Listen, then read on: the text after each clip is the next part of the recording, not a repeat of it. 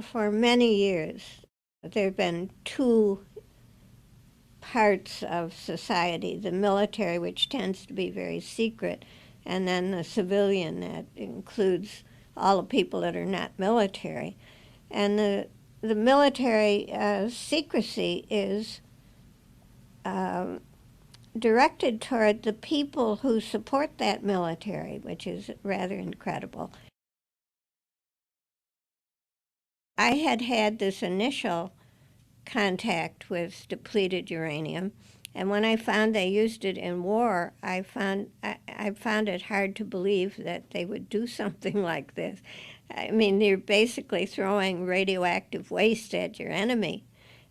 Not only did they spread it all over the desert in southern Iraq and the northern part of Kuwait, but the Bedouin were coming in sick. And they also contaminated their own people. So this was the Gulf War illness. I think one of the basic mechanisms was this depleted uranium.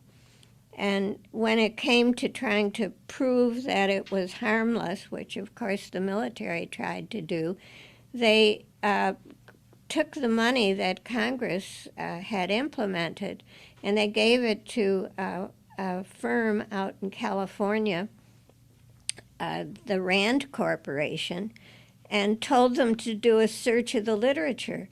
Well, this had never been used as a weapon in war before, so there wasn't any literature. So they used the literature of uranium mining.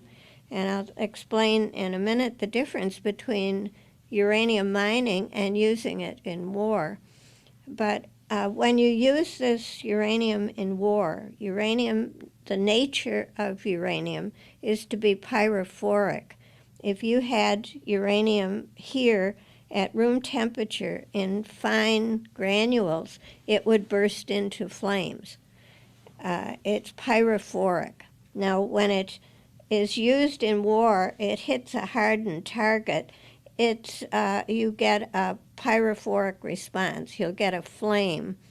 It's a very hot flame, and it changed the nature of war as far as I can tell, because uranium burns at 3,000 to 6,000 degrees centigrade, whereas TNT burns at 576 degrees centigrade. So there's a huge difference between those temperatures.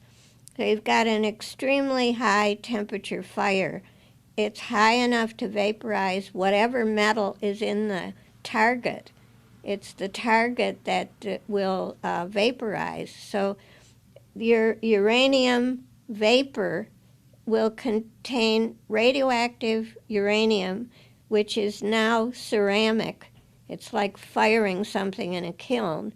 You've exposed it to extremely high temperature, and it's become a ceramic.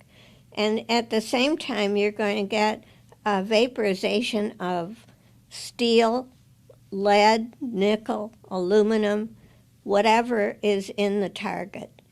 And this is released into the air as an aerosol. It's technically called a metal fume. And as it consolidates, and you can breathe it in because the particles are extremely small. I would just like to say a few things about what these very small particles of DU do inside of the human body. We already know that it's very easy for them to get in through the lungs because the lungs have no protection. They just have a barrier between the lung and the blood. And normally something that gets into the lungs has to dissolve to get through that barrier. But the nanoparticles, which are produced with the burning of uranium, they're small enough to go right through into the blood. Now, just to give you an idea of the difference between a larger particle, larger meaning in the micron range, say 2 micron particle, which is small enough to get to the deep part of the lung. It would have to dissolve to get through and into the bloodstream. But suppose instead of that 2-micron particle, you had 2,000 1 nano-size particle. Now, 2,000 particles that are nano-size will go right through not only into the blood vessels, but they can get from the blood vessels into the cells. The larger particle would stay in the blood vessels. Now, if you think of the surface area and imagine this 2-micron particle, it has a minimum surface area for volume if it's a sphere of diameter 2 microns.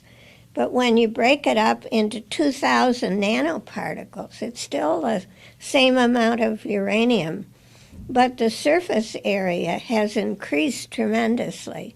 And it's the surface area that releases the radioactive particles. So now you have 2,000 tiny particles which can release directly into the tissue. They're alpha particles.